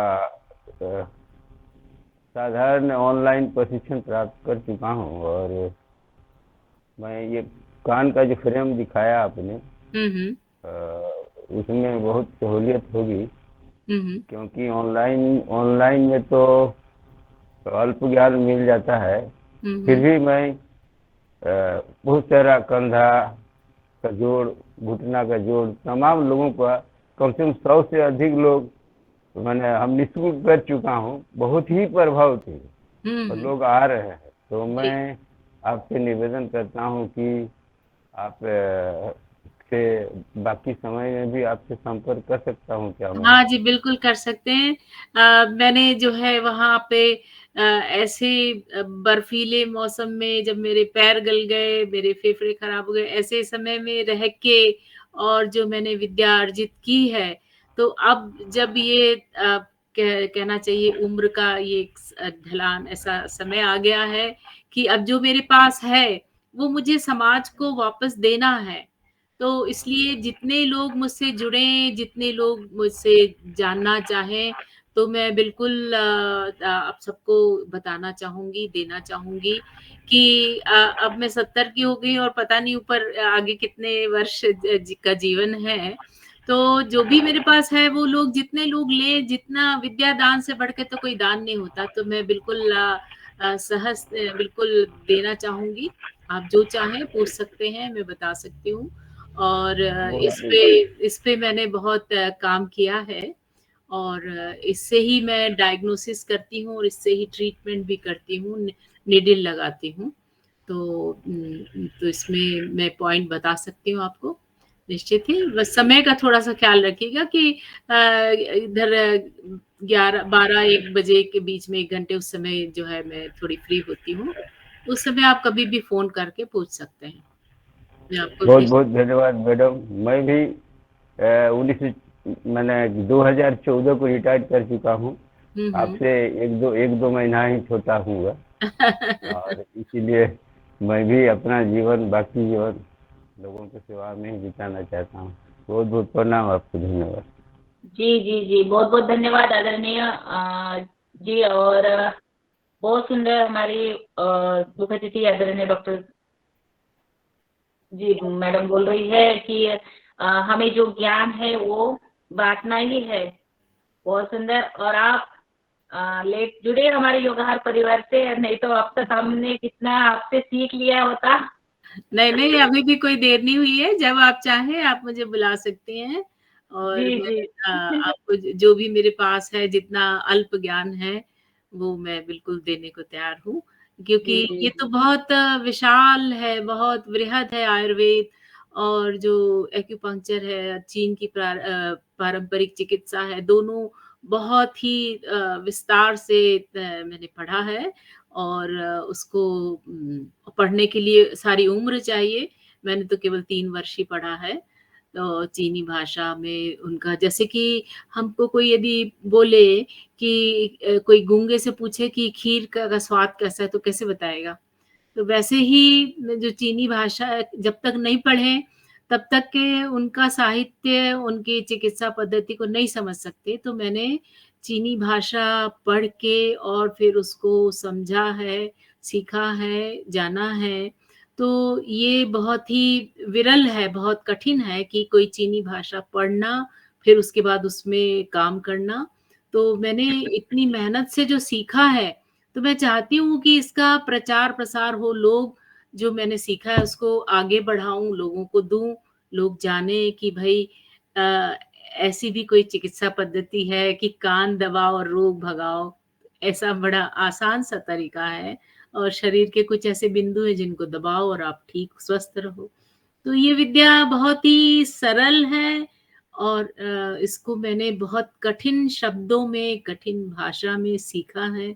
तो यदि मैं अपनी मातृभाषा में इसे लोगों को दे सकूँ, पहुँचा सकूँ, तो मेरा सौभाग्य होगा।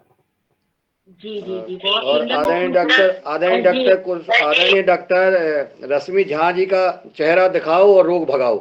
आप इस उम्र में इतना अच्छा तिलक टीका जो बिंदी लगाए हैं आप, ये भारतीय जैसा चीन ने प्रणाम किया है।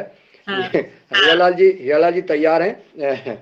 मैं बाद में बात करूंगा। जी जी हीरालाल भाई साहब, स्वागत है और बहुत सुंदर। जी बहुत बहुत पूरे सदन को नमन। सबसे पहले तो आज के जो एक शिक्षक महोदय थे हमारे श्रीमान शैलेंद्र प्रसाद जी, उनके द्वारा जो कक्षा ली है उसके लिए साधुवाद। और दिल्ली से संचालित योग कक्षा के जो अन्य योग साधक योग शिक्षक जुड़े आज, उनका भी आभार। और इतनी विद्वान, सहज, सरल, बहुमुखी, प्रतिभा की धनी मुख्य अतिथि जी डॉक्टर महोदया को आज मार्गदर्शन देने के लिए उनका भी बहुत आभार। और जिन्होंने आज इनको जोड़ा, जो लाए ढूंढा, जिनने खोज की, उनको भी बहुत बहुत धन्यवाद। मेरा सवाल ये है जी कि ये जो मैं कर रहा हूँ ना, ये मेरी आम समस्या है। बात बीच बीच में करना, ये गले की खराश रहना, और मुझे कफ बहुत बनता है जी और सर्दी का मौसम तो बहुत ज्यादा बनता है और निकलते ही रहता है। तो मैं ऐसा सोचना कि शायद इससे वेट लॉस भी होता होगा, जो भी हो। तो ये गले की जो बार बार की खराश है, कफ बनना, इसका क्या समाधान है? आदरणीय डॉक्टर साहब बताने कष्ट करें। जी, इसके लिए ऐसा है कि आप जो कफवर्धक आहार है, वो आपको नहीं लेना चाहिए। जैसे कि दूध में शक्कर डाल के ना लें आप। दूध में यदि थोड़ी-सी आप पिप्पली और थोड़ी-सी शुंठी डाल के उसको लें, तो ज़्यादा अच्छा होगा। और जो अदरक है, अदरक का प्रयोग किया करें, इससे कफ को वो बाँधेगा। अदरक ग्राही होता है, बाँधता है। और सीतोपलादी और टंकण भस्म, सीतोपलादी जो है 2 करीबन आप चाय की चम्मच में आधे चम्मच, और उसमें 1 चने के बराबर टंकण भस्म डाल के उसको आप शहद से लें, तो उससे क्या होगा कि टंकण जो है वो कफ निस्सारक है, तो आपका कफ निकलेगा। और दूसरा जो है, आप पान के पत्ते में शहद लगा के उसे खाइए रात के समय। कभी भी खा सकते, खाना खाने के बाद भी खा सकते हैं। तो पान के पत्ते में चूना कत्था नहीं लगाना है, शहद लगा के और पान का पत्ता चबा के खाइए, तो वो भी आपका कफ को निस्सारण करेगा। दूसरा, रात में यदि आप थोड़ी-सी काली मिर्च, 8-10 दाने काली मिर्च को अपने चिरौंजी दाना होता है ना, पकी हुई शक्कर, उसमें पका लें, या फिर वो ना हो तो 2 चम्मच शक्कर को थोड़ा-सा पानी डाल के अच्छी कड़क चाशनी बन जाए, उसमें वो काली मिर्च पका के और उसको आप खा लें रात को, पर उसके ऊपर से फिर पानी नहीं पीना, उसको खा के सो जाइए। तो उससे क्या होगा कि वो कफ को काट देगा और कफ निकल जाएगा। तो ये कफ निकालने के लिए बहुत उचित है। और ज्यादा वो मैडम कफ तो बहुत ज्यादा मात्रा बनता है ना मैडम, बहुत बनता है, उसको तो रोकना है। जैसे अब निकलती रहता है तो और निकलेगा तो और नुकसान नहीं करेगा बॉडी को। नहीं, जो ज्यादा अति है उसको तो निकालना जरूरी है। तो उसको यदि पाचन के लिए अदरक का प्रयोग करिए। अदरक जो है उसका प्रयोग, जैसे चाय में अदरक ले सकते हैं, वो सुखाएगा कफ को। और जो आप खाना खा रहे हैं वो अति गरिष्ठ ना खाएं और बहुत मीठा ना खाएं। जो भी मीठा है, मधुर रस होगा तो वो कफ को प्रकोपित करेगा। तो मधुर रस का प्रयोग कम करें, कटु रस अधिक लें। मैडम बहुत बहुत साधुवाद, मैंने नोट कर ली है सारी चीजें जी, और इनका प्रयोग करूंगा, फिर आपसे संपर्क कर बताऊंगा। जरूर जरूर जी धन्यवाद हीरालाल भाई साहब। मैडम आपने बताया, एक मिनट समय मैं कुछ पूछना चाहता हूँ। जी, मैंने पहले भी हैंड रेज किया था। अभी आपने बताया कफ के लिए जी, कि जो काली मिर्च में शहद मिला के, तो शहद भी मीठा काली रहता है। मिर्च में शक्कर, काली मिर्च में शक्कर की चाशनी बना के और फिर जी उसका गुण बदल जाएगा। जो अच्छा, कफ को लेकिन काट, जो डायबिटिक है लेकिन जो डायबिटिक है उनके लिए डायबिटिक है तो वो इसको जो है शहद नुकसान नहीं करता है। शहद जो है, अच्छा। यदि मधुमक्खी का शहद है तो बाजार में गुड़ हम्म, वाला मिल रहा है तो वो तो नुकसान करेगा, पर डायबिटीज में हम शहद को वर्जित नहीं करते हैं। डायबिटीज में अच्छा शहद लिया जा सकता है। और नहीं तो आप उसको क्या कर सकते हैं, थोड़े से घी के साथ खा सकते हैं। सीतोपलादी ठीक टंकन, है सर। जी सीतोपलादी टंकन का अनुपान घी भी हो सकता है। हम्म, जी अनुपान बदल जाता है वात पित्त कफ के अनुसार। अनुपान जो हम्म, है साथ में जो दिया जाता है वो बदल जाता है। तो उसमें हम उसको अनुपान घी रखते हैं, गरम जी घी। जी जी, जी धन्यवाद। आगे आदरणीय प्रणाली बेन सादर आमंत्रित है, और जिनके सवाल हो गए वो हैंड राइज ले लीजिए वापस। सदन को सादर प्रणाम।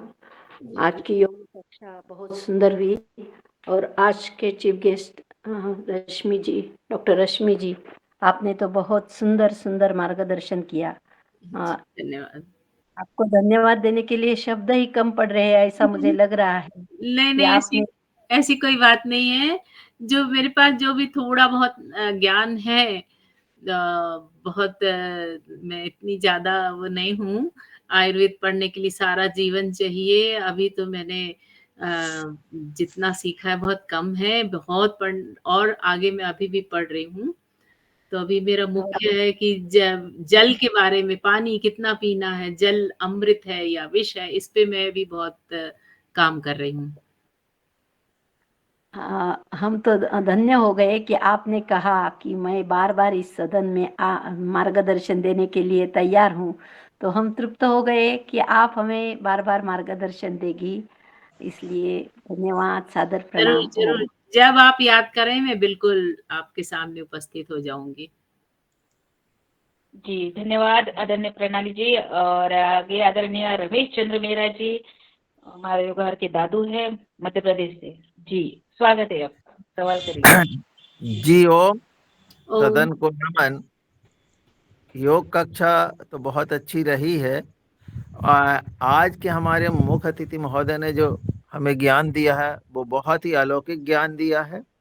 मेरा एक प्रश्न है कि जो चीज आप बना रहे हैं, जैसे हम लोग बच्चों के बीच में जब जाते हैं स्कूल में, तो इसको बच्चों के लिए खेल खेल में वो कैसे सीखें, इस बात को थोड़ा सा यदि आपने कहीं कुछ किया हो तो वो बताएं, क्योंकि मुख्य मुद्दा बच्चों में इन आदतों को का विकास करना है। तो ये इसमें जैसे अभी हम लोगों ने जैविक के ऊपर सांप सीढ़ी बनाई है। सांप सीढ़ी का एक खेल है जिसमें यदि हम एक गतिविधि करते तो ऊपर जाते हैं, दूसरी गतिविधि करते तो नीचे आ जाते हैं। इस तरह से यदि हम कोई नया प्रयोग करें तो निश्चित रूप से हम वो ज्ञान भी ज्यादा लोगों को रोचक ढंग से हम पहुंचा सकते हैं। जी ओम। जी, इसके लिए मैंने काम किया है। जब मैं चीन से लौट कर आई थी 97 में, तो यहाँ पर मध्य प्रदेश, पूरे देश में एक संस्था है, वॉलंटरी हेल्थ ऑर्गेनाइजेशन। तो उन्होंने मुझे अप्रोच किया कि आप चीन से आई हैं और वहाँ पे जो बेयर फुट डॉक्टर वाली पद्धति है, तो वो लोग क्या करते हैं और कैसे लोगों को स्वस्थ रखते हैं, इसके बारे में आप हमें बताइए, एक वर्कशॉप करिए। तो मैंने उनके लिए एक वर्कशॉप की थी। तो उन्होंने मेरे ऊपर फ़िल्म बनाई कि कैसे कौन-कौन से पॉइंट दबाना चाहिए और कैसे हम स्वस्थ रह सकते हैं। तो उस वर्कशॉप में मैंने करीब 50 पॉइंट सिखाए। तो उसमें पूरे शरीर के ख़ास-ख़ास बिंदु उसको मैंने उनको बताया कि कैसे आप इसको दबा करके और कैसे आप ठीक रह सकते हो।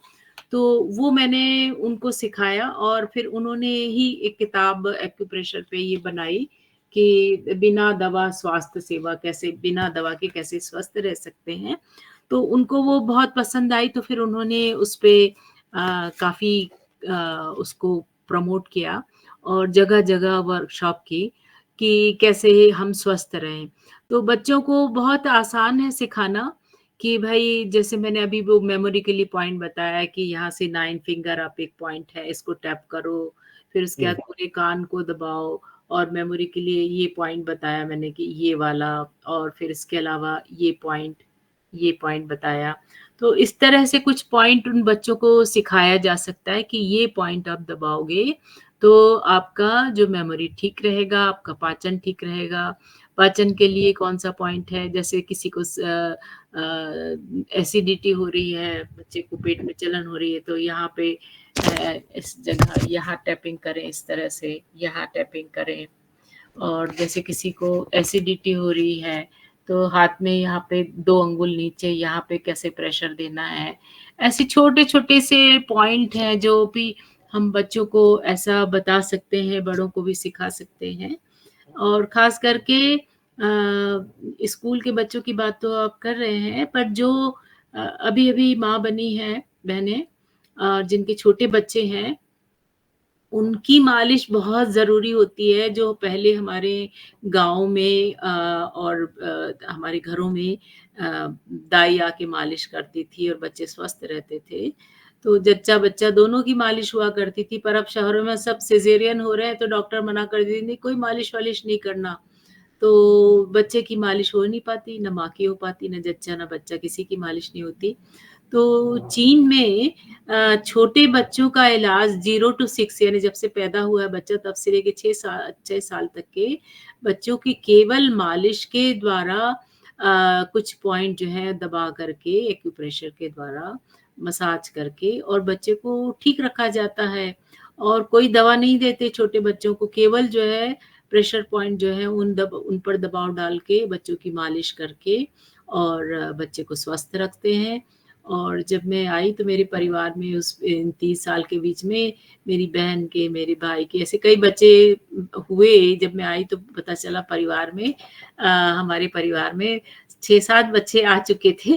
तो मैंने अपनी सब भाभीयों को और बहनों को सबको मैंने वो मसाज सिखाई। आज बच्चे सब 25 साल के हो गए हैं, 26 साल के हो रहे हैं। तो इन बच्चों को मैं देखती हूँ कि ये और दूसरे बच्चों से बहुत फिट हैं, इनको कोई सर्दी, जुकाम, बुखार ऐसी जल्दी-जल्दी इनको कुछ ऐसी बीमारी नहीं होती। ये बच्चे बहुत स्वस्थ हैं, क्योंकि उनकी जब वो पैदा हुए थे तब से लेकर के कम से कम 3 बरस तक के 3 से 4 साल तक उन बच्चों की रेगुलर मालिश हुई और वो बच्चे आज की तारीख में एकदम स्वस्थ हैं। तो ये बहुत ही कमाल की बात है कि बच्चे को जब जन्म होता है, उस समय उसकी मालिश ज़रूर होनी चाहिए, भले भी किसी भी तेल से करें। तेल का कोई उतना महत्व नहीं होता है, बहुत महँगे-महँगे तेल आते हैं, उसकी ज़रूरत नहीं है। सर्दियों के दिन में आप सरसों के तेल से करें या फिर गर्मी हो तो नारियल तेल से करें, पर मालिश ज़रूर करें। तो जो छोटे बच्चे हैं और 6 साल तक के, इनकी मालिश ज़रूर होनी चाहिए। बड़ों को भी करना चाहिए। देखिए दक्षिण भारत में हर व्यक्ति रोज सुबह तेल लगाता है, मालिश करता है। अब देखिए दक्षिण के लोग हम उत्तर के लोगों से ज्यादा स्वस्थ दिखाई देते हैं। जी मैम, मैं एक सवाल पूछना जी जी धन्यवाद। जी बहन जी, मैं ये बताना चाहती हूँ कि अभी समय बहुत हो रहा है हमारा, क्योंकि 8:30 बजे तक ही समय रहता है और हैंड राइज बहुत है। कल भी मुझे लगता है मैडम हमारे डॉक्टर रश्मि जी को हम योगार मंच पर लाएंगे, कल भी रहेंगे, तो आप और भी ज्यादा संख्या में उपस्थित करिए। आप सभी आपके पड़ोस वालों को भी आप बताइए, और क्योंकि उनको भी समाधान हो जाएगा। बहुत सुंदर हमारा आज का कार्यक्रम हो रहा है, तो मैं आदरणीय मुन्नीलाल भाई साहब को सादर आमंत्रित करती हूँ। आप जी अपने बात के साथ धन्यवाद। आइए आप। जी बहुत बहुत साधुवाद।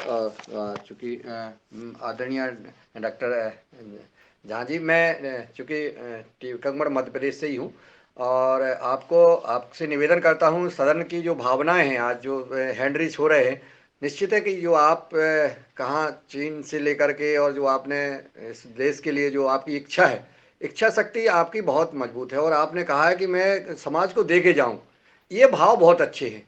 क्योंकि विचारधारा और भाव ये व्यक्ति का व्यक्तित्व बताता है। आपको लग रहा है और हम लोग सब दुआ करते हैं कि अभी आप 70-80 साल और रहेंगी और हम सबको ये सारी चीज़ें समाज को ये सब दे और आगे अभी ये हर कार्यक्रम में आप इसकी में मार्गदर्शन देती रहेंगी। इसको रिकॉर्ड होता है, ये रिकॉर्ड हो रहा है आपका, तो आपका ये संग्रह हो जाएगा जो आपकी इच्छा है। तो प्रतिदिन चल रहा है ये कार्यक्रम। हम बीच बीच में, जैसा रंजना जी ने निवेदन किया है, सदन की ओर से मैं भी डॉक्टर कुसुम भारद्वाज जी से भी निवेदन करता हूं कि आपको इस क्लास में लाएं और एक एक बिंदु पर, एक एक विषय पर, कान के विषय पर, आदतों के विषय पर, इन विभिन्न विषयों पर अपन चर्चा करें। तो आधा तो उसमें सबका समाधान हो ही जाता है। जिन भाई बहनों के सवाल रहेंगे उनका समाधान भी होगा।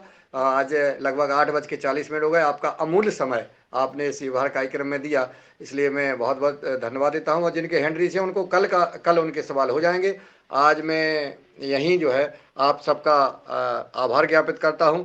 आदरणीय रंजना बहन जी, आपने डॉक्टर कुसुम भारद्वाज जी को जोड़ा, उनसे संवाद किया, फिर उन्होंने हमारे डॉक्टर रश्मि जी का जो है आज इस कार्यक्रम में महत्वपूर्ण मार्गदर्शन दिया। आपको बहुत बहुत साधुवाद। आदरणीय अमोल सिन्हा जी, आदरणीय अनिल राय जी, आदरणीय भगवान दास कुशवाहा जी, आदरणीय भुवनेश्वर राय जी, आदरणीय बने सिंह जी, आदरणीय डॉक्टर कुसुम भारद्वाज जी, आदरणीय आज की चीफ गेस्ट महोदय डॉक्टर रश्मि झा जी, डॉक्टर रोशनलाल राउत जी, आदरणीय गजानन पवार जी, आदरणीय गायत्री कुमारी जी, आदरणीय हेलाल कुशवाहा जी, आदरणीय कल्पना खोटले जी, आदरणीय कोमल किशोर जी, कमल किशोर जी, आदरणीय कृष्ण कुमार जी, आदरणीय कुमार बबन सिंह जी, आदरणीय कुसुम भारद्वाज जी, आदरणीय नरेंद्र वर्मा जी, आदरणीय उत्तम चढ़ाल जी, आदरणीय नीरज देशवाज जी, आदरणीय ओंकार नाथ जी, आदरणीय श्री पवन कुमार जी, आदरणीय पृथ्वीराज वर्मा जी, आदरणीय प्रणाली मराठे जी, आदरणीय रमेश चंद मेहरा जी, आदरणीय रामकृष्ण रघुवंशी जी, आदरणीय रूप सिंह राजपूत जी, आदरणीय सविता यावले जी, आदरणीय शरद वर्मा जी, आदरणीय तुलाराम